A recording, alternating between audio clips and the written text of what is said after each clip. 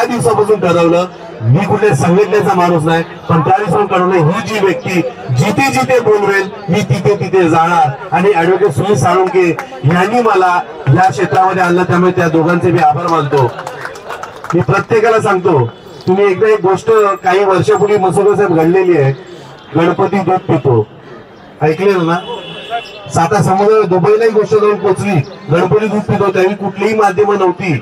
मग आज जर आपण इथे जेवढे गोळा झाले लोक आहोत, मसोरकर साहेब एखादं सूत्र लोकांपर्यंत द्या, एखादं काहीतरी असं सांगा की प्रत्येक जण आजपासून काय करेल. तुम्ही प्रत्येक हृदयात ही गोष्ट आपण बिंबवतोय की तुम्ही काय आहात आणि तुम्हाला काय करायचंय, पण आज प्रत्येक माणूस महिन्याच्या प्रत्येक 30 दिवसामध्ये प्रत्येक एका दिवशी एका जरी मराठी माणसाला प्रत्येक दिवशी हलवत राहिला ना, तर विचार करा जमलेल्याने प्रत्येक महिन्याकाठी किती माणसं गोळा होतो. या जर समीकरणाने आपण चालत राहिलो ना, तर वर्षभरात साहेब हे आझाद मैदान सुद्धा आपल्याला कमी पडेल.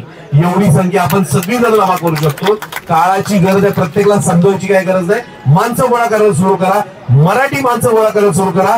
पुढे आपल्या मुलांना जर तुम्हाला या महाराष्ट्रात जिवंत राहायला ठेवायचं असेल तर तुम्हाला जगावं लागेल, जगण्यासाठी मार्ग निवडावा लागेल, तो हाच आहे. आणि मसोरकर साहेबांमुळे आपल्याला ते मिळालेलं आहे.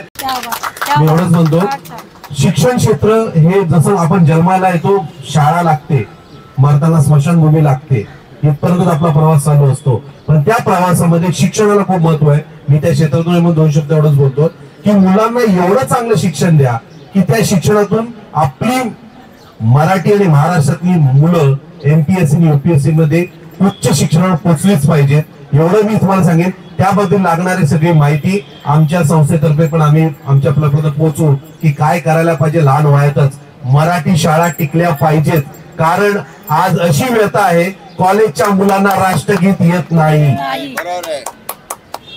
बऱ्याच शाळेतले कॉलेजचे प्रिन्सिपल आम्हाला येऊन सांगतात राष्ट्रगीत मुलांना पूर्ण बोलता येत नाहीये. ही जर आपली व्यथा असेल तर ह्या राष्ट्राचे आपण म्हणू शकतो का?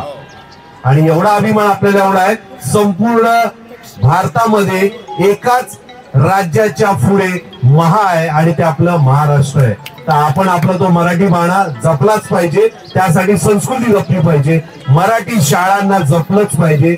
हे मगाशी जे फडणवीस साहेब बोलून गेले ते काळाची गरज आहे. तुम्ही मुलांना पाठवू शकत नसाल, काही असेल, पण मुलांना मराठी संस्कार आई आणि बाबा त्यांचे शिक्षक म्हणून घरात देऊ शकतात.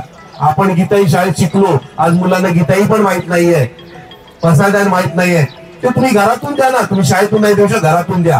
काळाची गरज, संस्कार बिंबवा, मुलांवर बिंबवा. तुम्हाला सगळं तुम्हाला काय मोबाईल वगैरे मिळतच आहे ना, आपण आज युट्यूबवर वगैरे सगळं होतंय, तर तिथून त्यांना मिळवून द्या. आपल्याला पण येत नसेल मिळवून द्या, मराठी संस्कार मुलांमध्ये जगू द्या. आणि मी एवढंच म्हणेन साहेब, अणुबॉम्ब घडवा तर भीती समोरच्यांमध्ये राहील. भारतामध्ये जेव्हा याचं प्रशिक्षण कार्य झालं की भारतामध्ये सुद्धा अणुबॉम्ब आहे, तेव्हा सगळे देश घाबरायला लागले. तर मराठी माणसं प्रत्येकाने जर अणुबॉम्ब सारखं जर स्वतःमध्ये निर्माण केलं तर बाकी सगळेजण नक्कीच घाबरून जातील. आणि ती काळाची गरज आहे. आणि वेडा हा तोडून आपल्याला वेडा घालायचा आहे इतरांना, हे लक्षात घ्या. जय हिंद, जय महाराष्ट्र.